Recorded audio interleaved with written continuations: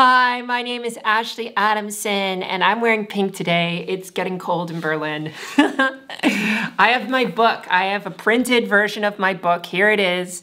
It's now out. You can get it on my website. It's about 120 pages. It's a very easy read, comes complete with diagrams and stories and stuff. And it's basically to help you move through your transition gracefully at the best and most optimum level that you possibly can.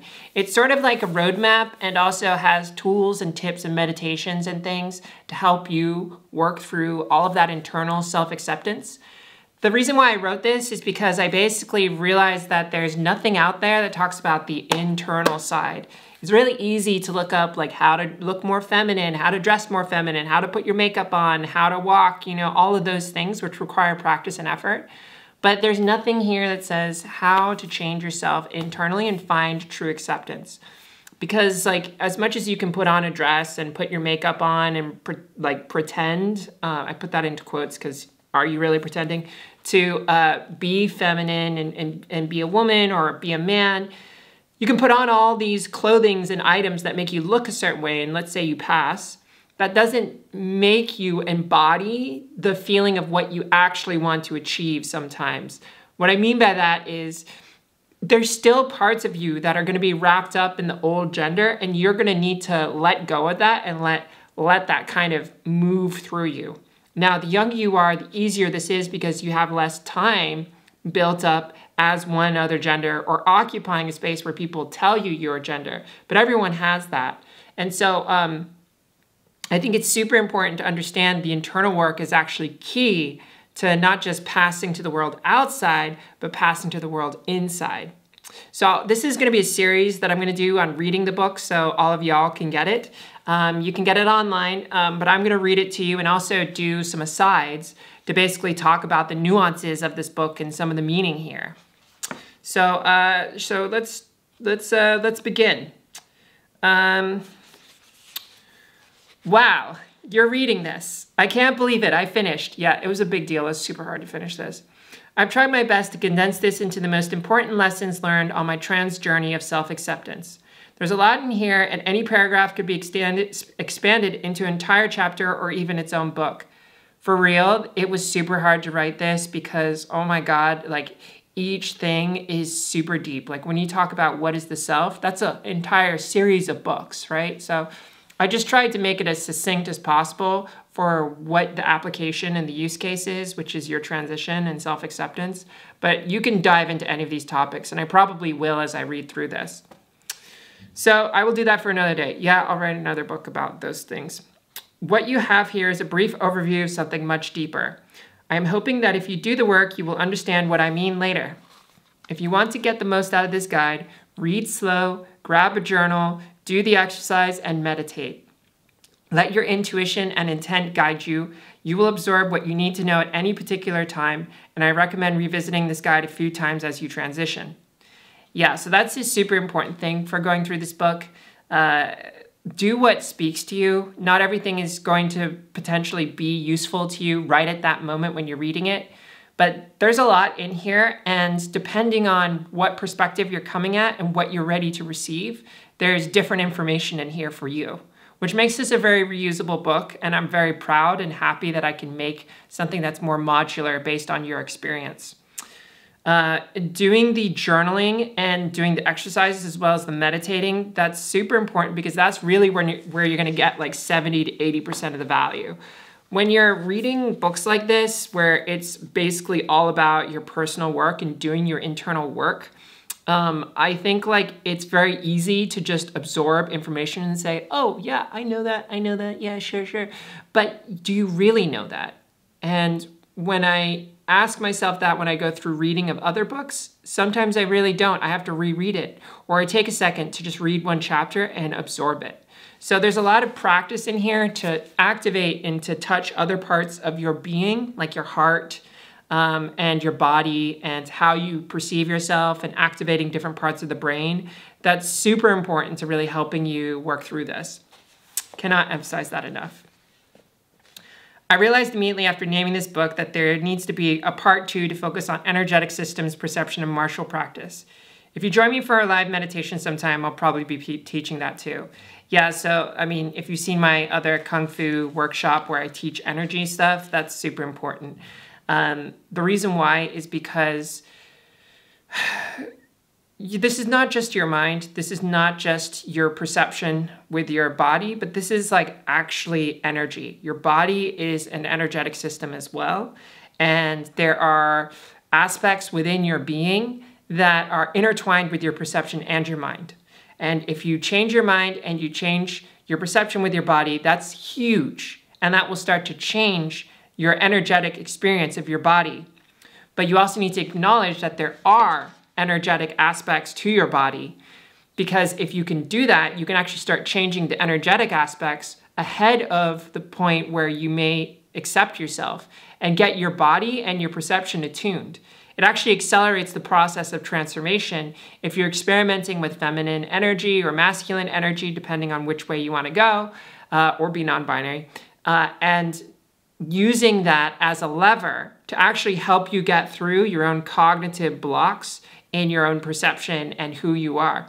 I have found that some of the most powerful experiences for me have been when I'm dancing, connecting with my energy, allowing it to change shape, allowing it to change form, and reaping the benefits of all the meditation and mindfulness that I do silently at the beginning of the day. And suddenly I'm able to access crevices and places within my own mind that were rigid, but now can soften.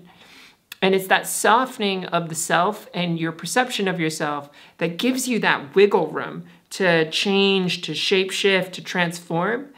And you'll experience this potentially in doing energy with your mind and dancing or connecting with it in whatever way you feel is right, where it'll feel like you'll become a new person. You'll become a temporary new self.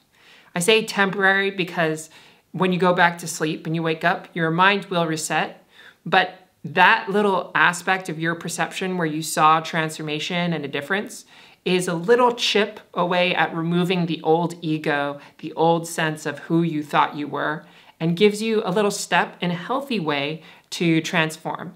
Because healthy transformation is small and subtle. Unhealthy transformation is massive, big, life-changing, completely like ego death or some other thing like that. That's unhealthy because when you do that, unless you do it in a very specific setting where you have like perhaps mentors and you have guides, and that's like what it's there for. Like I think ayahuasca is an example of that. But when you have huge shifts in the self, you're kind of doing something that's a little bit more playing with fire, because you need your ego and you need your mind to have something to attach to as the self. And if you move too far away from that, you can acquire things that may not actually be authentically you, and you will be leaving your sense of reality so far that you may not be able to regain a grip of what reality truly is for you. So I always find that doing this kind of pop open, experience a new self and be in that space, and then eventually allowing yourself to return back to center is a way of processing and integrating really who you truly are. Because you may be something in a particular moment, but that may not be just you as a whole. And I've felt this frustration, I don't know about you, but I've felt this frustration in my own transition, which is I ask myself, why can't I just delete him? Why can't I just get rid of him and then just be her that I experience sometimes? Why can't I just be that ideal version of her that I experience? Have you ever kind of had that experience or said that to yourself, that you just want to delete the old version of yourself? This is the point of the ego, is that it allows the mind to process what really is your new self and holds on to the old self so that it becomes a small shift and a little step. Because if you lost all grounding in who you are and that was just permanent, you would lose your mind. You would lose your sense of who you are, and you could easily become a light bulb and something random like that in another second if you really had that amount of looseness of perception. Does that make sense? Wow, okay, we're still in the intro, but I think we're diving into some really cool topics here. So I've often described the process of writing this book to friends as a birthing process. This is my baby, and last night I dreamt of giving birth. I've never dreamt like that, and it's probably no coincidence that I'm also putting the finishes touches on this book last night. Yeah, that's a true story. This is my baby. Trans Kung Fu Awakening Self-Acceptance is a symbolic commitment to embarking on a hero's journey and a warrior's path. That's super important. This is about self-love and self-acceptance. Remember, there's nothing to be destroyed, only to be transformed. Ooh, we just talked about that, didn't we? Can't delete the self. But to transform, you do need to break things. This gives space for them to return to their essence so that they may become fertile for transformation. What I'm talking about there is basically you can never remove the essence of what you are, but what you can do is you can let go of what you think it is and allow it to return to a unstable state, I suppose, where it's more like liquid. So you've become more formed in who you are. Like, look at how my hand is. My hand is moving in a very formed way, but suddenly I can then move in a more liquid way. And that's sort of when you return to your essence. And then you say, okay, this is what I am. And then you construct it into something. Does that make sense?